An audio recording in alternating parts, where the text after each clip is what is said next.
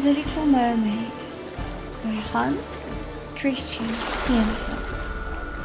Far, far out to sea, the water is as blue as the petals of the loveliest cornflower, and as clear as the clearest glass. But it is deep, very deep, deeper than any anchor has ever sunk. Countless church towers would have to be placed one on top of another to reach from the seabed to the surface. Down in those depths live the merpeople.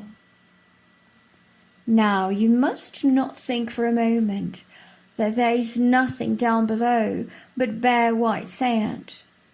No, indeed, the most wonderful trees and plants grow there, with stems and leaves so light and sensitive that they wave and sway with the slightest stir of the water. All kinds of fish, both large and small, glide in and out of the branches, just like birds in the air up here.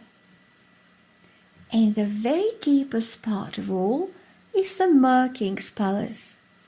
Its walls are of coral, and the long pointed windows are of the clearest amber, while the roof is made of cockle shells, which open and close with the waves. That's a splendid sight, for each holds a shining pearl. Any single one would be the pride of a queen's crown. The Mer-King here had been a widower for many years, and his dowager mother kept house for him. She was a wise old lady, though rather too proud of her royal rank. That's why she always wore 12 oysters on her tail, while other high-born merfolk were allowed no more than 6. But she deserved special praise for the care she took of the little merprincesses, her granddaughters. There were 6 of them, all beautiful, and the youngest was the most beautiful of all. Her skin was like a rose petal, pure and clear. Her eyes were as blue as the deepest lake. But like the others, she had no feet. Her body ended in a fish's tail. All day long she and her sisters would play down there in the palace, in and out of the vast rooms where living sea flowers grew from the walls. When the great amber windows were open, the fish would swim inside and let themselves be stroked. Outside the palace was a large garden with flame-red and sea-blue trees. The fruit shone like gold, and the flowers looked like glowing fire among the moving stems and leaves. The ground itself was of the finest sand, but blue as a sulphur flame. A strange blue-violet light lay over everything. You might have thought that instead of being far down under the sea, you were high up in the air, with nothing over or under you but sky.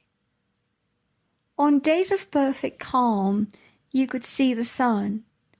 It looked like a crimson flower with rays of light streaming out of its center.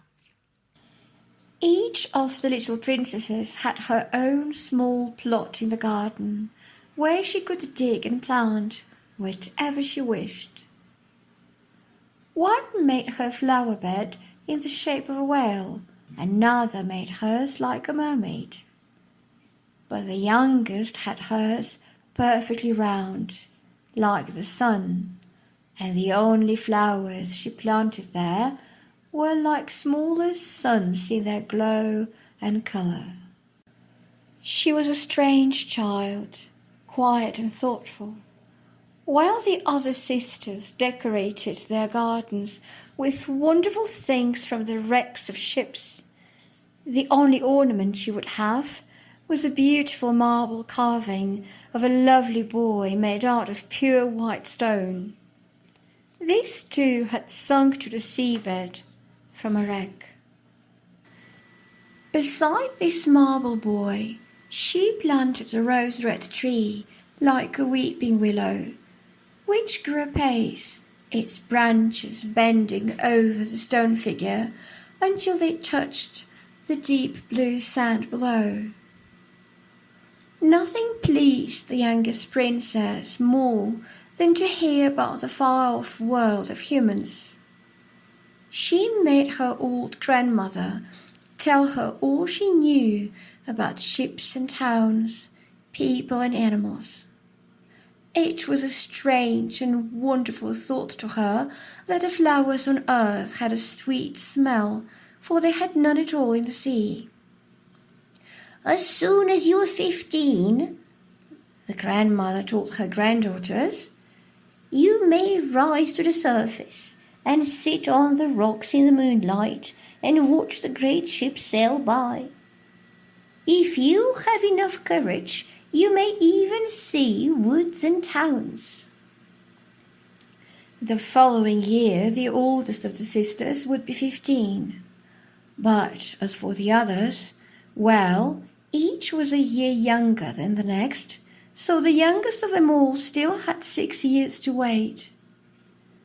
But each promised to tell the rest what she had seen and what she had found most surprising in the human world above. Their grandmother never told them enough, and there was so much they wanted to know. But none of the 6 had a greater wish to learn about the mysterious earth above than the youngest, the very one who had the longest time to wait, the one who was so thoughtful and quiet. Many a night she would stand at the open window and gaze up through the dark blue water where the fish frisked with waving fins and tails. She could see the moon and stars. Their light was rather pale, to be sure, but seen through the water, they looked much larger than they do to us. If ever a kind of dark cloud glided along beneath them, she knew that it was either a whale swimming over her or a ship full of human people. Those humans never imagined that a beautiful little mermaid was below, stretching up her white arms towards the keel. And now came the time when the eldest princess turned 15 and was allowed to rise to the surface. As soon as she was home again, she had 100 things to tell the others. But what did she like best of all?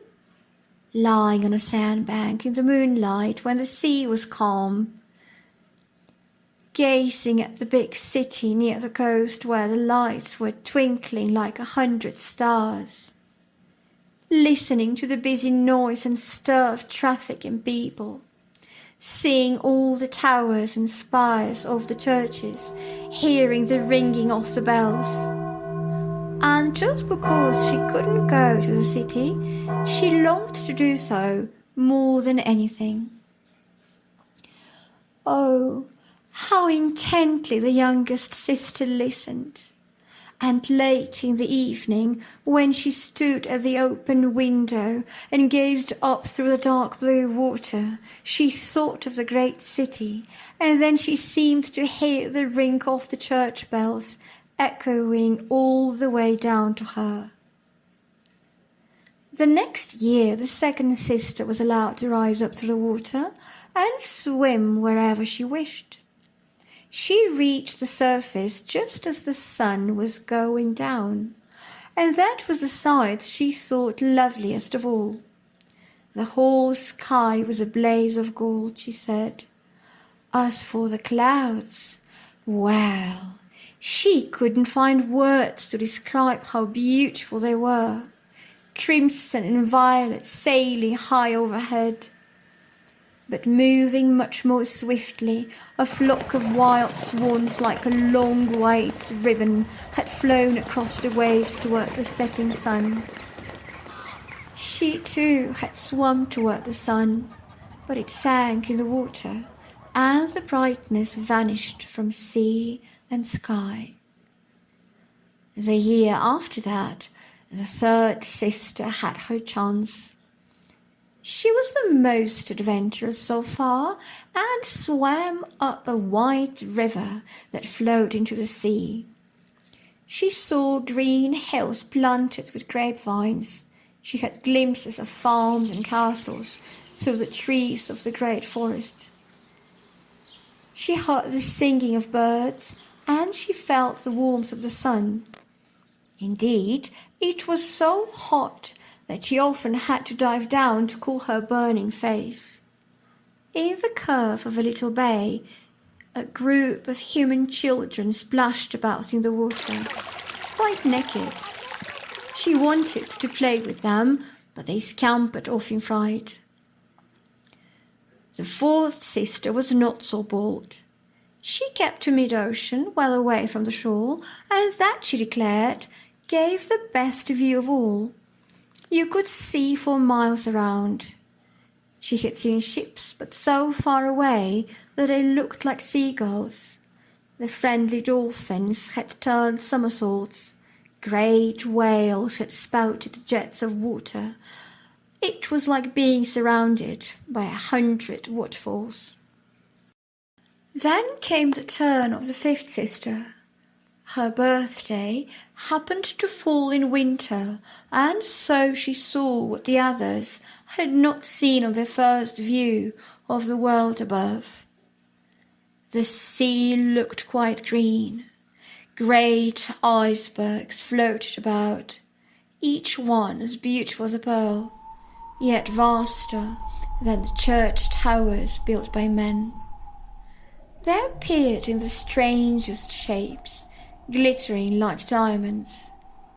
She had seated herself on one of the largest, and the sailors in the passing ships had been filled with terror and steered in wide curves as far away as they could get from the iceberg where she sat, her long hair streaming in the wind.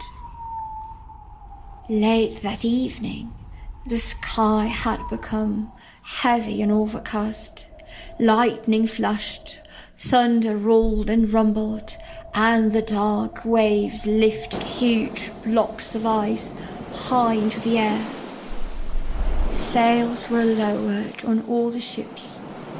Humans aboard were struck with fear and dread, but the mermaid still sat peacefully on her floating iceberg and calmly watched the violet flashes of lightning zigzagging down into the glittering sea.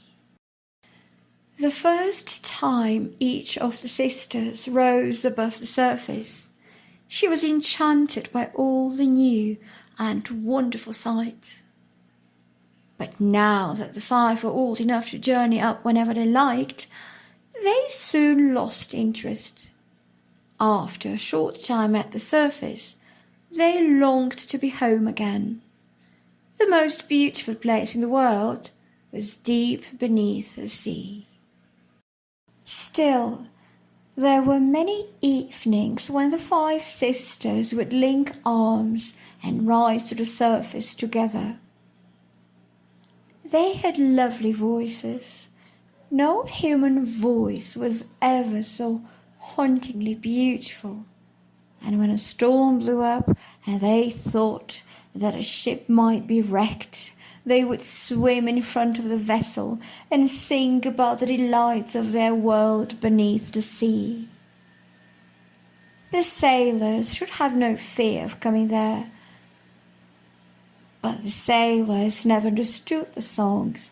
They fancied they were hearing the sound of the storm. Nor could they ever see for themselves the paradise down below, for when the ship sank, they were drowned, and only drowned men ever reached the Mer King's palace.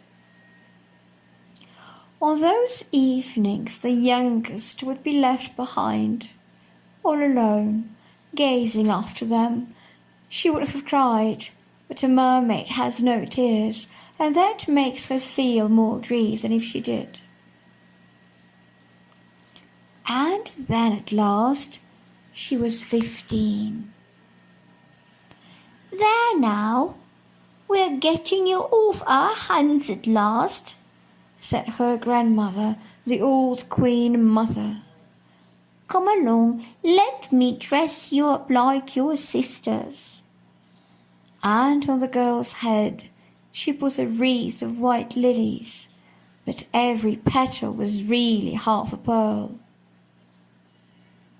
"Goodbye," the little mermaid said, and she floated up through the water as lightly as a bubble. The sun had just set when her head touched the surface, but the cloud still had a gleam of golden rose. Up in the pale pink sky, the evening star shone out, clear and radiant. The air was soft and mild, and the sea was calm as glass. A great three-masted ship was lying there. Only one sail was set, as there wasn't a breath of wind, and the sailors were idly waiting in the rigging and yardarms. There were sounds of music and singing, and as the night grew darker, hundreds of coloured lanterns lit the scene. It was as if flags of all the nations were flying in the wind. The little mermaid swam right up to a porthole. Every time she rose with the lift of the waves, she could see through the glass a crowd of people in splendid clothes, and handsomest of all was a young prince with large dark eyes.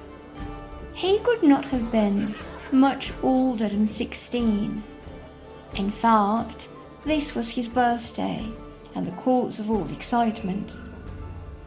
Now sailors began to dance on the decks, and when the young prince stepped out among them, more than 100 rockets shot up in the air. They made the night as bright as day, so that the little mermaid was quite terrified and dived down under the water.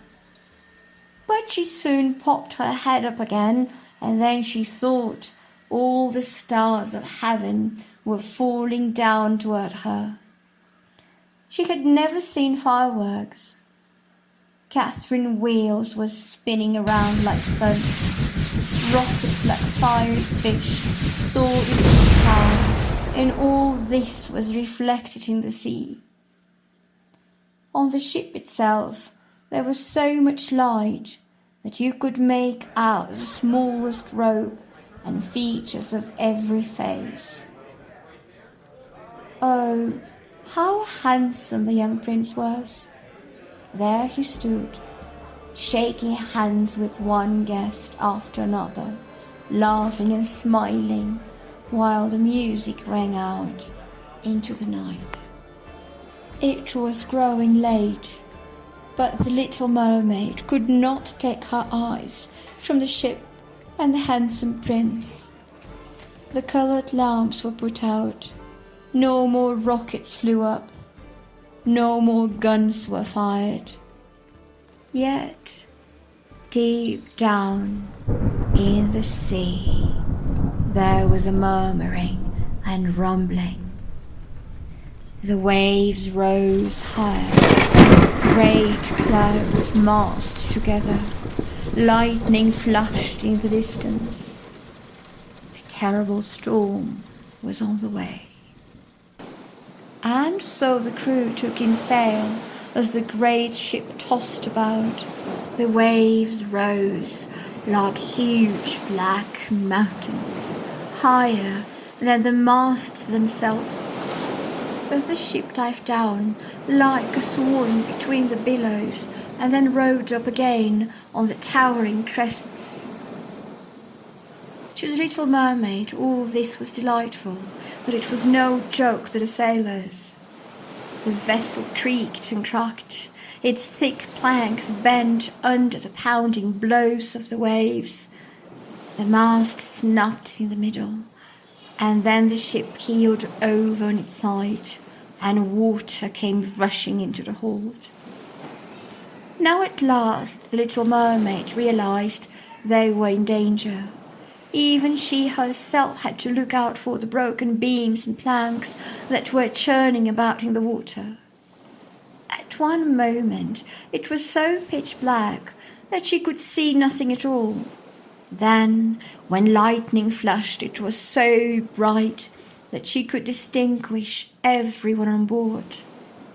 They all seemed to be desperately trying to save their own lives. But she looked about for only one, the young prince.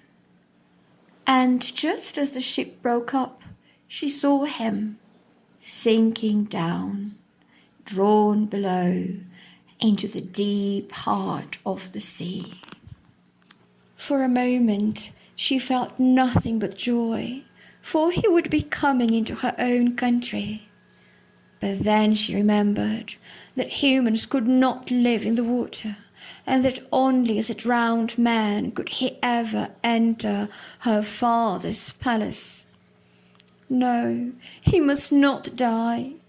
So she swam out through the drifting, jostling beams. They could have crushed her, but the thought never entered her head. Then, diving deep into the water and rising up high with the waves, she at last reached the young prince, who could scarcely keep afloat in the raging sea any longer. His arms and legs were almost too weak to move. His beautiful eyes were closed, and he would certainly have drowned if the little mermaid had not come. She held his head above the water and let the waves carry the two of them where they would. When morning came, the storm was over, but not a trace of the ship was to be seen. The sun rose flame red and brilliant out of the water, and seemed to bring a tinge of life to the pale face of the prince. But his eyes remained shut. The mermaid kissed his forehead and stroked back his wet hair.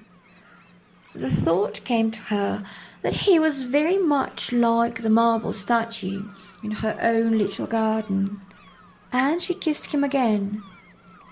Oh, if only he would live!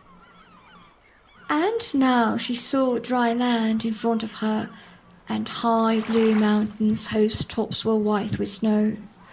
Not far from the shore there were lovely green woods, and before them stood a church or abbey. She did not know what to call it, but a building of that kind. Orange and lemon trees grew in its garden, and tall palms by the gate. Nearby the sea formed a little bay, calm and still, but deep, with cliffs all around where white sand had piled up.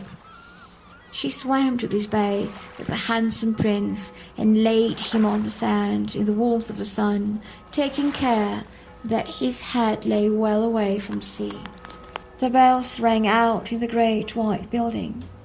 So the little mermaid swam farther out and hid behind some rock rising out of the water, covering herself in sea foam so that no one would notice her.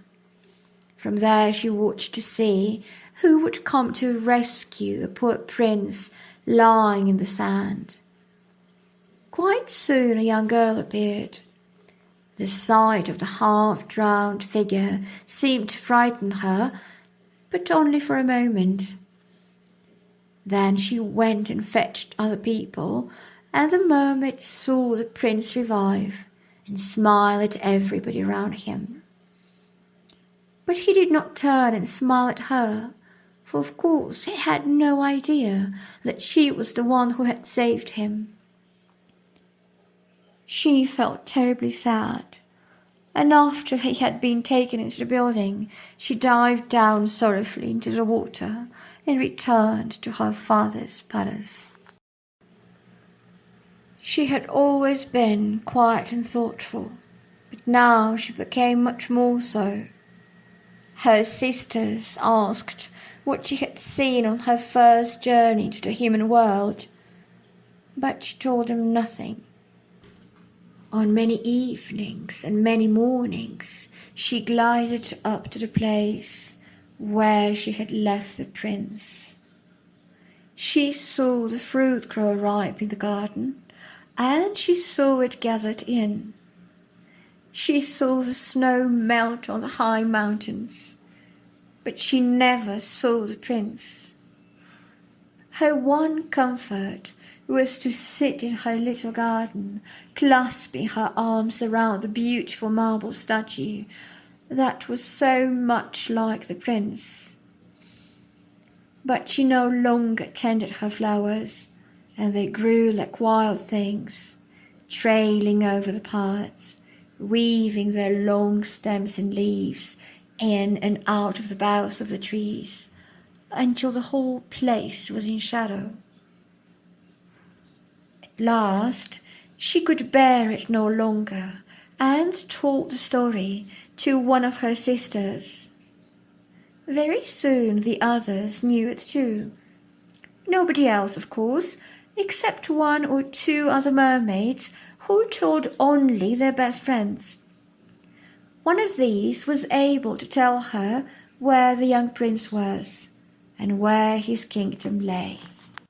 "Come, little sister," said the other princesses, and then, with their arms over one another's shoulders, they rose to the surface and floated in a long row just in front of the prince's palace.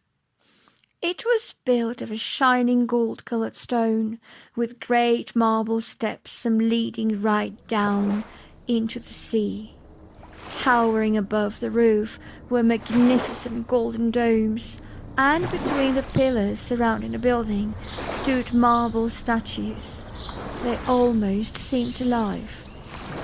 Through the glass of the tall windows you could see into splendid halls, hung with priceless silken curtains and tapestries. In the centre of the largest hall, a great fountain was playing, the water leaping as high as the glass dome in the roof. The sun's rays shone through the dome, lighting the fountain and the lovely plants that grew in the great pool below. Now that the little mermaid knew where the young prince lived, she would rise to the surface and watch there night after night. She would swim much closer to land than any of the others had ever dared. She even went right up the narrow canal under the marble balcony which cast its long shadow over the water. There she would sit and gaze at the young prince, who believed that he was quite alone in the moonlight. Often in the evenings she would see him setting out in his splendid boat with its flying flags while music played.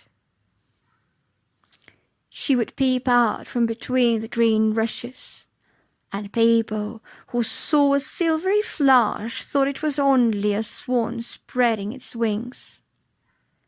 Many a time later in the night, when the fishermen waited out at sea with their fiery torches, she heard them saying much that was good about the young prince. This always made her glad that she had saved his life when he lay almost dead on the waves. But he knew nothing at all about that. She felt closer and closer to him and people, and longed more and more to go up and join them. There was so much that she wished to know, but her sisters could not answer her questions. So she asked her old grandmother. She knew quite a few things about the upper world, as she very properly called the lands above the sea. "If humans are not drowned, can they live forever?" asked the little mermaid. Do they never die as we do here in the sea? Yes, indeed, said the old lady. They too have to die, and their lives are even shorter than ours. We can live for 300 years, but when our time comes to an end, we are only foam on the water. We are like the green rushes.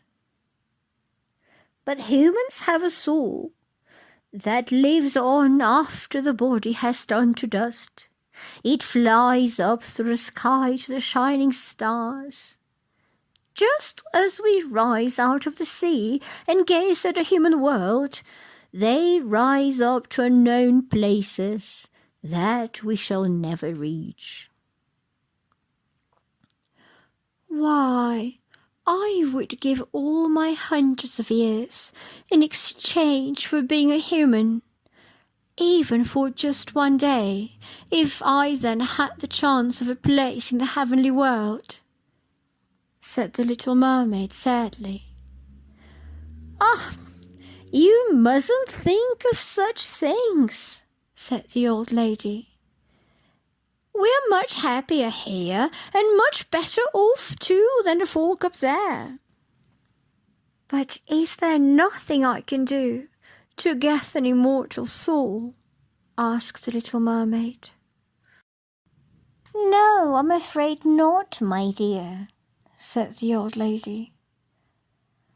Only if a human being loved you so dearly that you were more to him than father or mother, only if he clung to you with all his heart and soul, letting the priest place his right hand in yours, promising to be true to you here and in all eternity, then you too would share the human destiny. But that can never happen. The very thing that is so beautiful here in the sea, I mean your mermaid's tail, they think quite ugly up there on land. Their taste is so peculiar that they have to have two clumsy props called legs if they want to look elegant. That made the little mermaid sigh and look sadly at her fish's tail. Ah, let us be cheerful, said the old lady. Let us make the best of the 300 years of our life by leaping and dancing.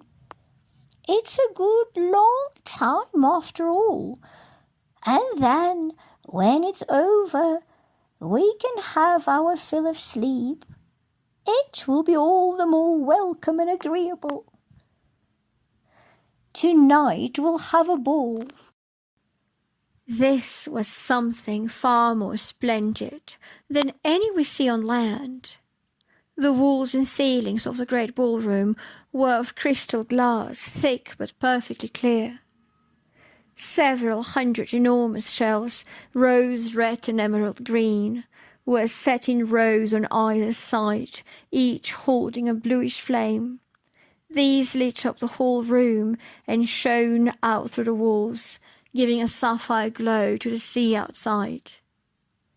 Countless fish, large and small, could be seen swimming toward the glass, some with scales of glowing violet, others silver and gold.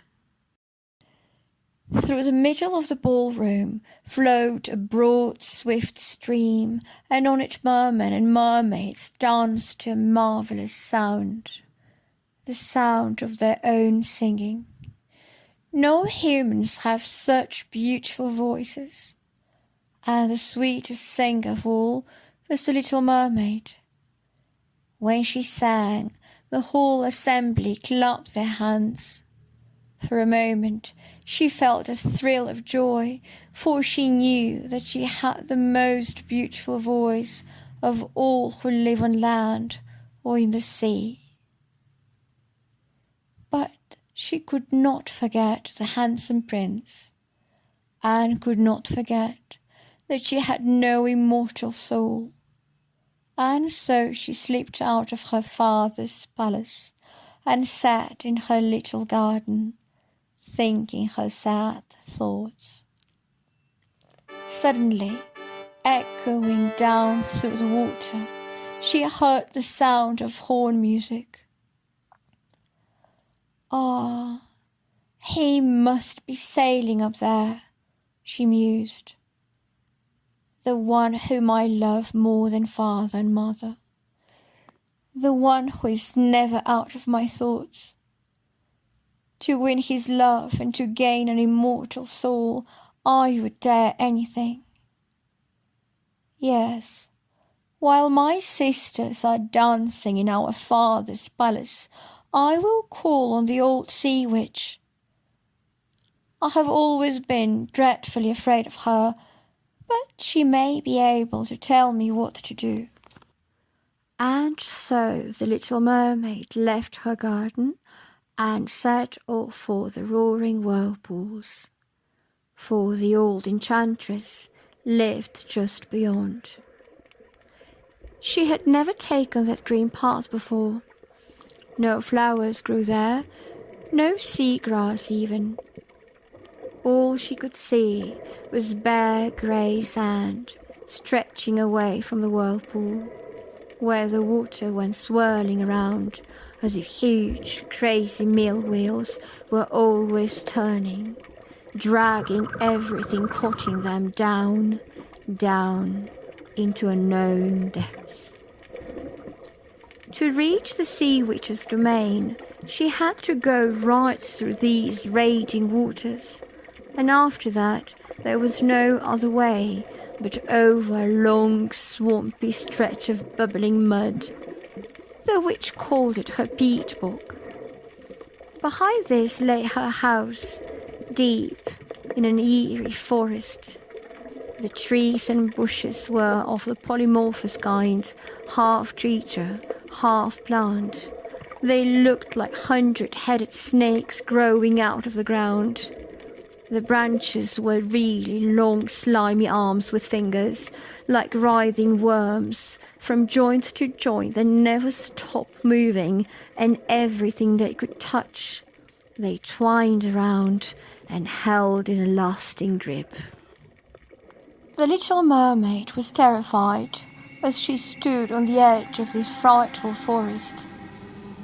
She almost turned back, but then she thought of the prince and the human soul and plucked up courage. She tied her long flowing hair tightly around her head to keep it from the clutch of the worm fingers. Then, folding her hands together, she darted along as a fish darts through the water, in and out of the hideous branches which reached out their waving arms and fingers after her. Now she came to a large, slimy open space in the dreadful forest, where fat wood snakes were frisking about, showing their ugly yellow-white undersides. The sea witch called these her little pets. In the middle, a house had been built from the bones of shipwrecked humans, and here sat the witch herself.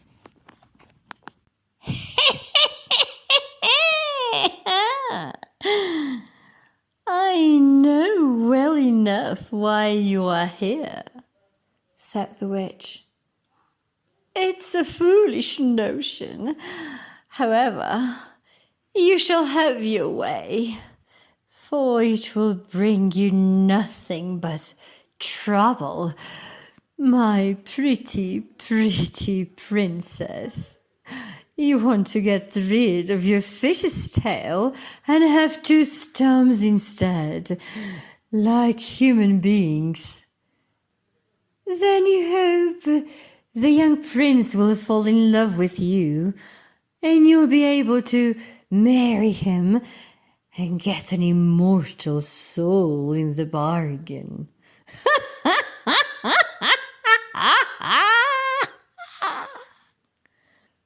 With that, the witch uttered such a loud, horrible laugh that the creatures coiling over her fell sprawling to the ground. You've come just in the nick of time, said the witch. Tomorrow, after sunrise, I wouldn't be able to help you for another year.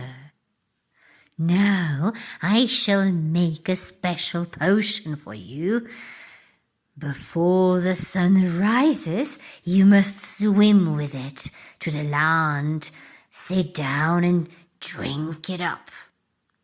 Then your tail will divide in two and shrink into what those humans call a lovely pair of legs. But it will hurt. It will be like a sharp sword going through you.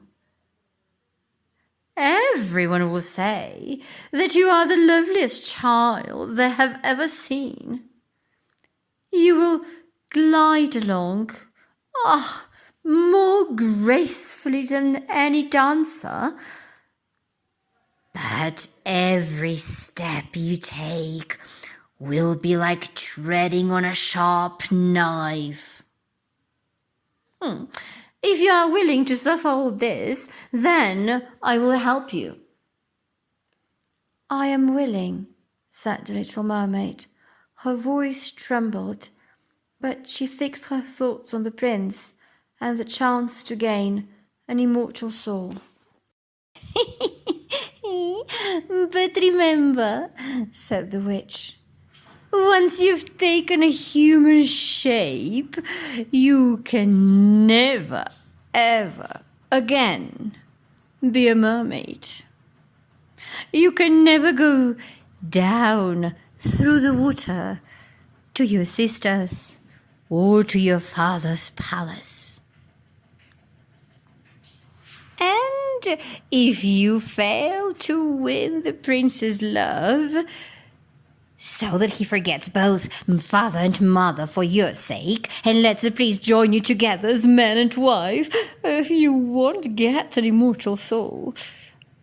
On the first morning after he marries another, your heart will break and you will turn into foam on the water. I am willing, said the little mermaid. She was now as pale as death. Of course you are. But I want my payment too, said the witch. And it's not a small one either. You have the most exquisite voice of anyone here in the sea. You think you will be able to charm him with it. But you are going to have to give the voice to me. The price of my precious drink is the finest thing you possess. For I shall have to put some of my own blood into it to make it as sharp as a two-edged sword. But if you take my voice, said the little mermaid, what shall I have left?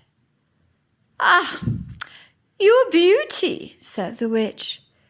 You are grace in moving your lovely speaking eyes. With these, you can easily catch a human heart. Well, have you lost your courage? Put out your little tongue. I'll cut it off as my payment, and you shall have the magic drink. Well, if it must be so, said the little mermaid, and the witch put her cauldron on the fire to prepare the potion. Cleanliness is a good thing, she remarked, and she wiped out the cauldron with a knotted bunch of snakes. Then she scratched her breast and let some black blood dripped down into the pot. The steam rose up in the weirdest shapes, enough to fill anyone with fear and dread.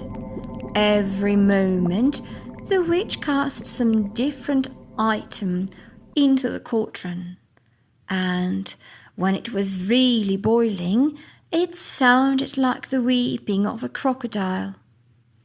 At last, the brew was ready, and it looked like the clearest water. There you are, said the witch, and she cut off the little mermaid's tongue. Now she had no voice. She could neither sing nor speak. If those trees catch a hold of you when you are going back through the wood, said the witch, just throw a drop of potion on them.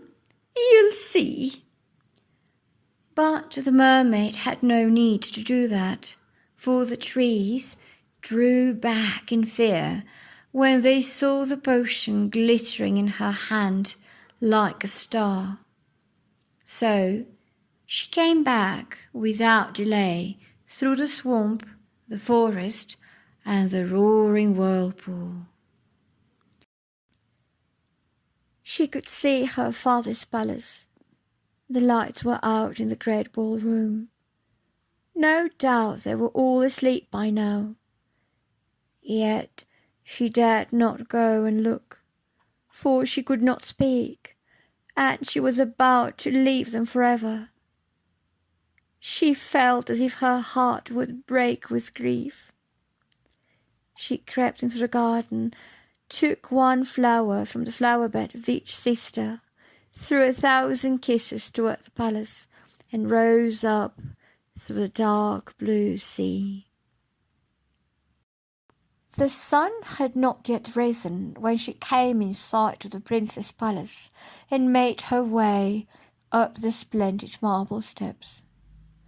The moon was shining bright and clear. The little mermaid drank the burning drink. A two-edged sword seemed to thrust itself through her delicate body. She fainted and lay as though dead. When the sun rose, shining across the sea, she woke and the sharp pain returned. There in front of her stood the young prince. His black eyes were fixed on hers so intently that she cast her own eyes down, and then she saw that her fish's tail was gone, and that she had instead the prettiest neat legs that any girl could wish for. But she had no clothes, and so she wrapped herself in her long, flowing hair. The prince asked who she was and how she had come there, but she could only gaze back at him sweetly and sadly with her deep blue eyes, for of course she could not speak. Then he took her by the hand and led her into the palace. Every step she took made her feel as if she were treading on pointed swords, just as the witch had warned her, yet she endured it gladly. Holding the prince's hand, she trod the ground, light as air, and the prince and all who saw her marvelled at her graceful gliding walk. She was given rich dresses of the finest silk and muslin. All agreed that she was the loveliest maiden in the palace. But she was mute. She could neither sing nor speak. Beautiful slave girls in silk and gold came forward to sing for the prince and his royal parents. One of them sang more movingly than the rest, and the prince clapped his hands and smiled at her. This saddened the little mermaid, for she knew that her own lost voice was far more beautiful. She thought, if only he could know that I gave away my voice forever just to be near him. Next, the slave girls danced in a graceful gliding motion to a thrilling music. And then the little mermaid rose onto the tips of her toes and floated across the floor, dancing as no one had ever yet danced. With every movement she seemed lovelier, and her eyes spoke more deeply to the heart than all the slave girls singing. The whole court was delighted, and the prince most of all. He called her his little foundling. So she went on dancing, though every time her feet touched the ground, she seemed to be treading on sharp knives. The prince declared that she must never leave him, and she was given a place to sleep outside his door on a velvet cushion.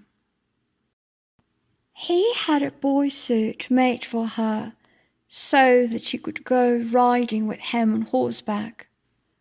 They rode through the sweet-smelling woods, where the green boughs touched her shoulders, and the little birds twittered away in the fresh green leaves.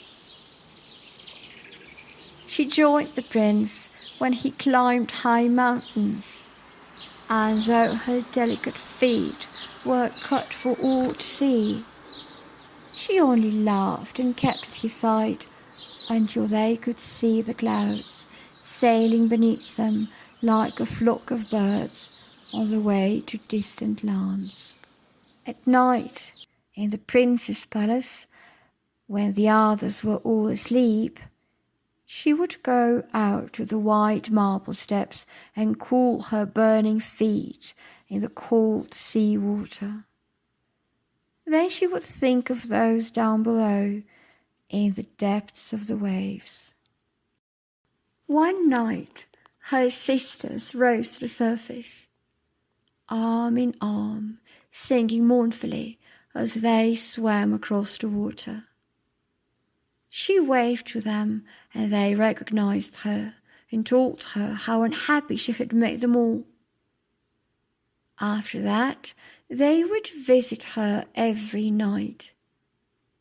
Once, in the far distance, she perceived her old grandmother, who hadn't been to the surface for years, together with the merkin himself, wearing his crown. They both stretched out their arms toward her, but they would not venture as near to land as her sisters.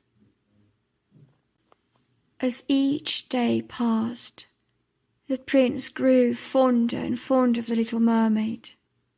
He loved her as one loves a dear good child, but the idea of making her his queen never entered his head.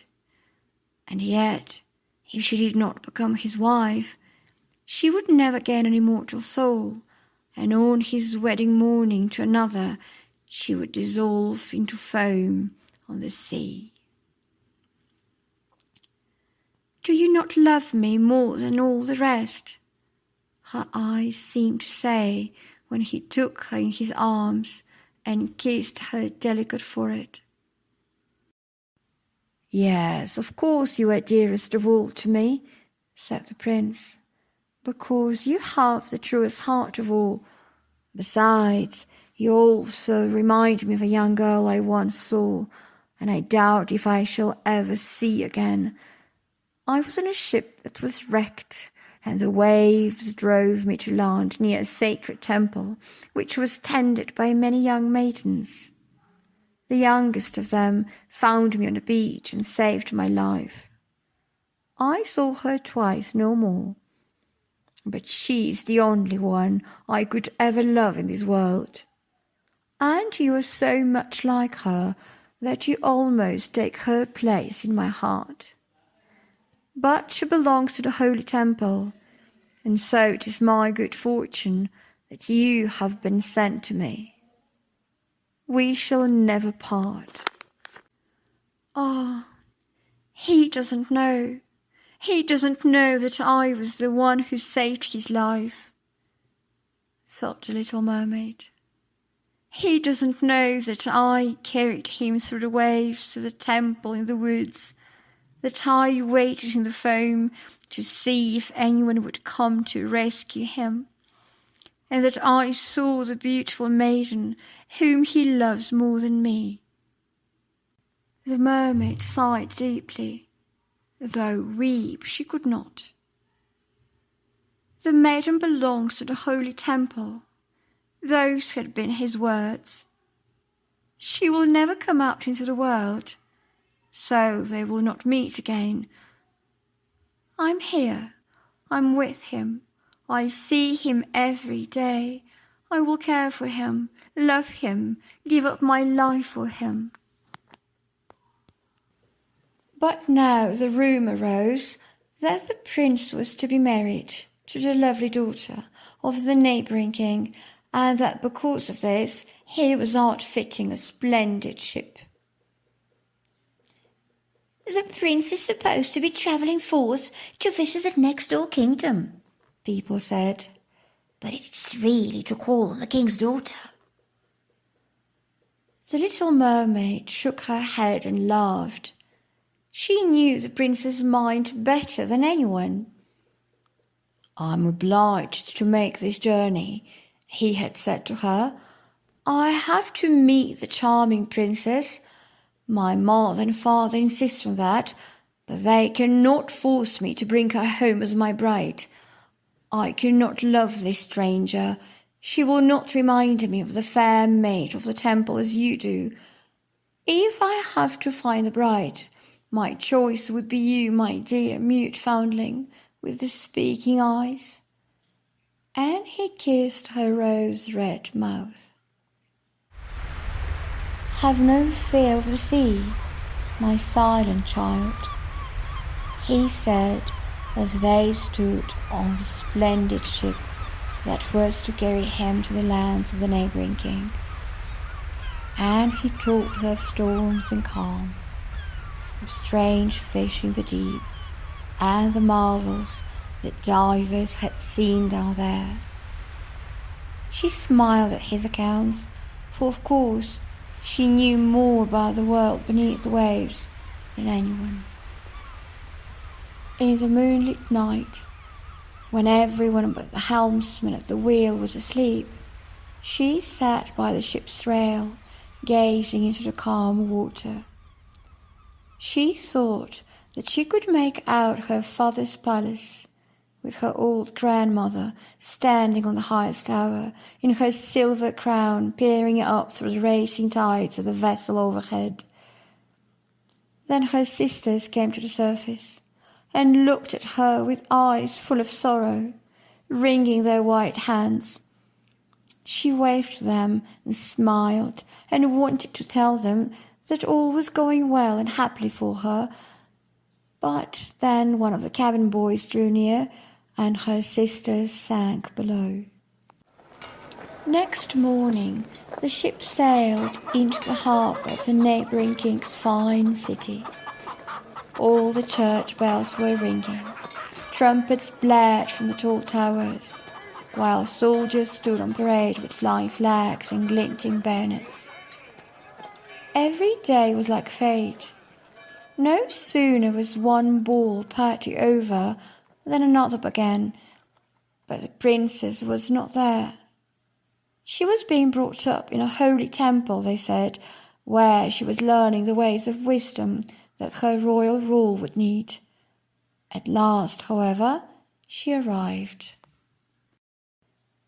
The little mermaid waited by, eager to see her beauty, and she had to admit that it would be hard to find a lovelier human girl.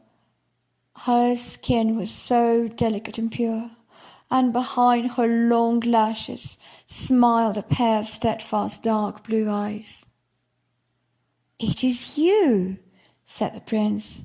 "You were the one who saved me when I lay almost dead on the shore." and he held the blushing princess in his arms. "Oh, I am overjoyed," he said to the little mermaid. "My dearest wish, more than I ever dared hope for, has come true. I know you will share in my happiness, because no one anywhere cares for me more than you." The little mermaid kissed his head, though she felt that her heart would break. His wedding morning would bring her death and turn her to a wisp of foam on the sea.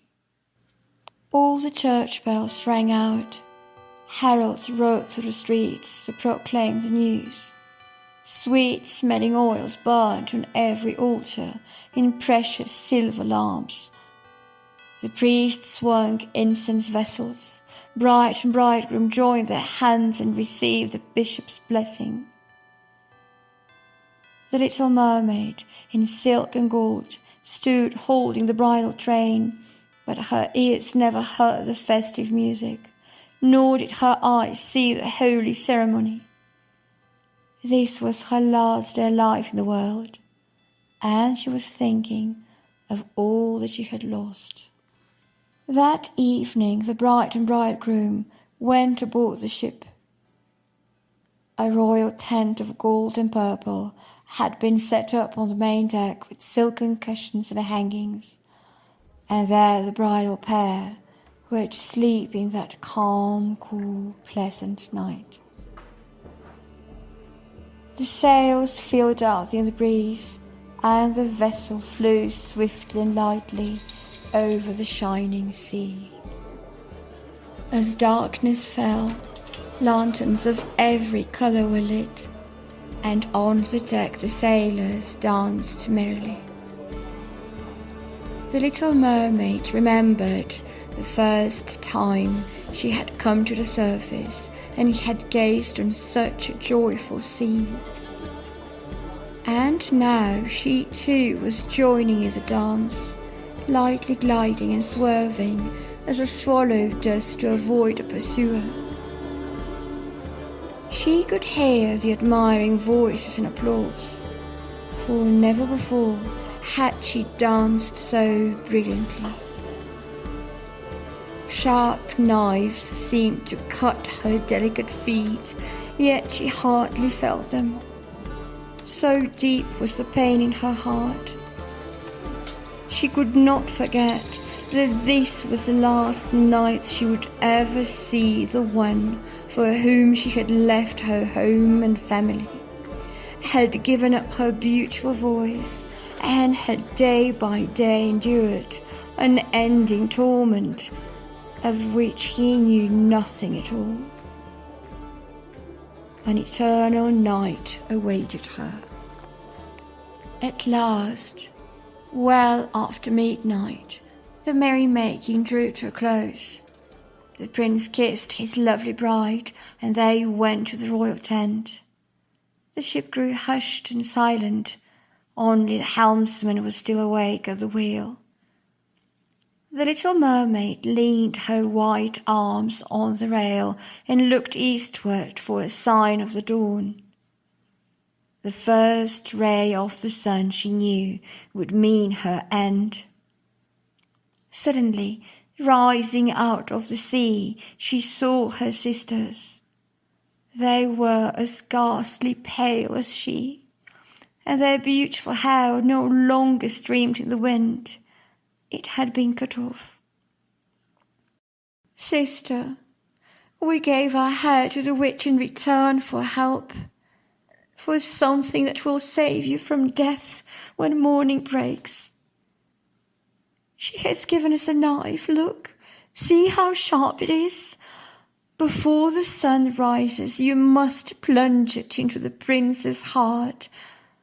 When his warm blood splashes your feet, they will grow together into a fish's tail, and you will become a mermaid once again, just as you used to be. You will be able to join us in the depths below and live out all your 300 years before you dissolve away into salt sea foam. Hurry, Either you or he must die before the first ray of sunrise. Our old grandmother is so full of grief that her white hair has fallen out just as ours fell before the witch's scissors. Kill the prince and come back to us. Hurry! Do you see that red streak in the sky? In a few minutes the sun will rise, and you will be no more. And with a strange deep sigh, they sank beneath the waves. The little mermaid drew back the purple curtain from the tent door where the prince and princess slept. She looked up at the sky, where the red of dawn began to glow, looked at the sharp knife, and looked again at the prince. The knife quivered in her hand. Then she flung it far out into the waves. They shone red where it fell, as though drops of blood were leaping out of the water. Once more she looked at the prince, through eyes half glazed in death. Then she threw herself and the ship into the sea, where she felt her body dissolving into foam.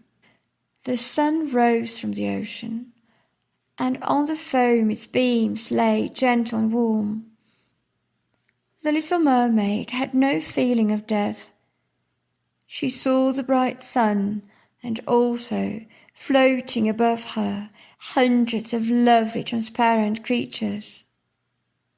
Through them she could see the white sails of the ship and the rose-red clouds in the sky.